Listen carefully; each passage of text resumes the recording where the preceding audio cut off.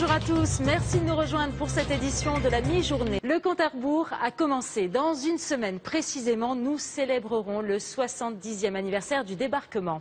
Toute la semaine, nous nous sommes replongés dans cette page de l'histoire et aujourd'hui, nous allons vous faire découvrir des passionnés de cette période. Ils sont collectionneurs de voitures et pas n'importe lesquelles, des jeeps, des auto-mitrailleuses, témoins de ce jour J, le fameux D-Day.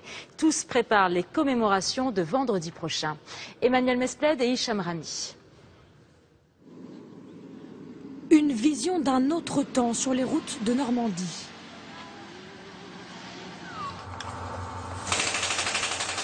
Encore un peu. Dernier préparatif pour Christophe Le Cacheur.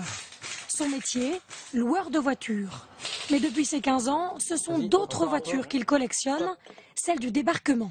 Par hasard, en allant sur les plages du débarquement. Nous sommes tombés avec mes parents sur des célébrations du 6 juin 1944.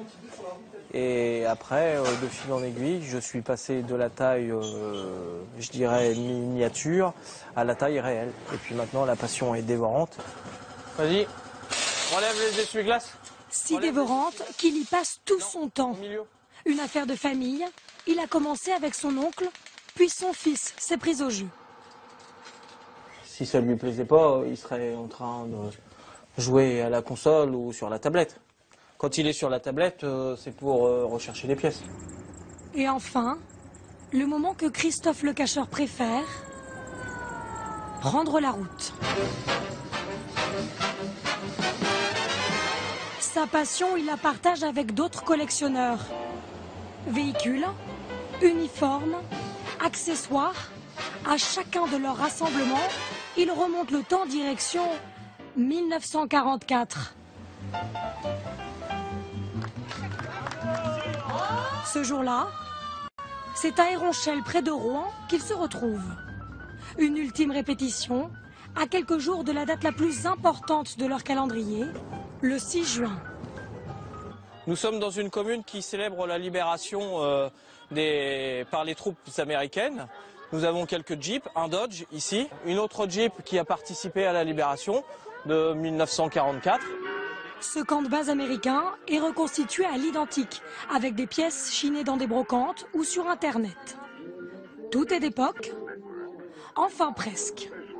Et les astuces datent de la guerre. C'est une adaptation pour faire une transfusion, c'est-à-dire qu'ils prenaient ce qu'ils avaient sur place. Donc là, c'est une bouteille de Coca-Cola. C'était la débrouille, on va dire. Des objets du passé, arborés fièrement 70 ans plus tard, comme un hommage. Yes. Vous recevez les Américains, là? Oui, tout à fait, en direct de la Maison Blanche. Et pourquoi alors vous avez décidé de collectionner des objets d'Américains?